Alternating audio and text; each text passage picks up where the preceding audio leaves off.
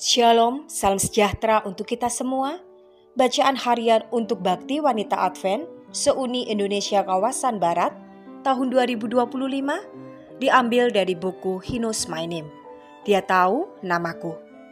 Senin 12 Mei dengan judul Mengenal Suaranya. Ditulis oleh Susan Fitz. Firman Tuhan di dalam Yohanes 10 ayat 4. Ketika gembala itu berjalan di depan mereka, domba-domba itu mengikuti dia karena mereka mengenal suaranya.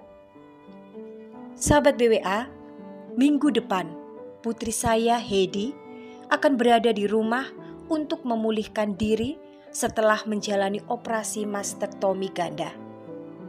Saya akan mendampinginya bersama suaminya yang manis, Mark dan ayahnya.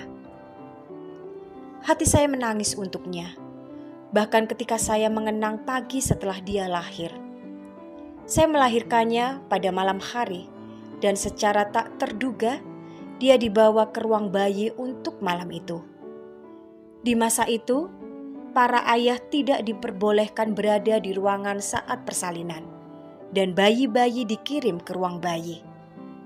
Saya hanya sempat menggendongnya beberapa menit setelah dia lahir.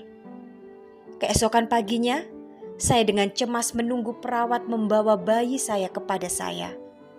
Saya duduk di tempat tidur rumah sakit dengan pintu kamar tertutup, mendengar perawat berjalan di lorong membawa bayi-bayi untuk setiap ibu.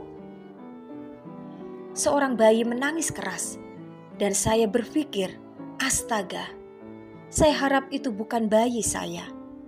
Ternyata benar, pintu terbuka dan perawat itu melihat saya sambil berkata, yang satu ini sepertinya sedang marah karena sesuatu. Saya mengulurkan tangan dan bayi itu diletakkan di pelukan saya.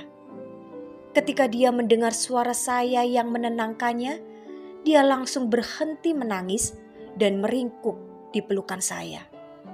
Saya menatap perawat itu dengan penuh takjub dan berbisik. Dia mengenal suara saya.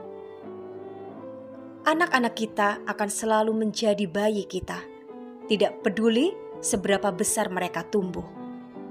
Kami tertawa ketika mereka tertawa dan menangis ketika mereka menangis.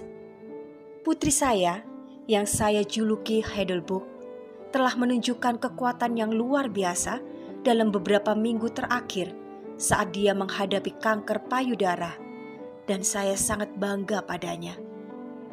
Kami semua sangat bersyukur karena kankernya masih pada tahap yang sangat awal, sehingga dia tidak perlu menjalani kemoterapi atau radiasi.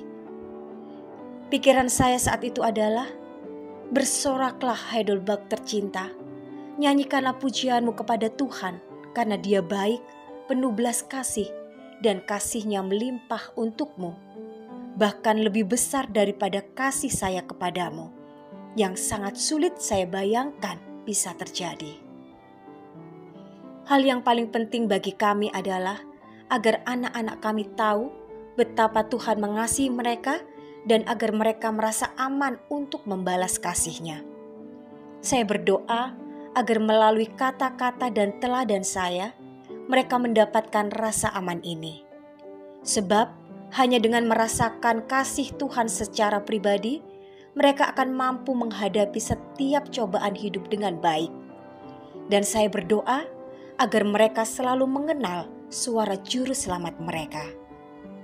Selamat beraktivitas, kiranya Tuhan memberkati kita semua sepanjang hari ini.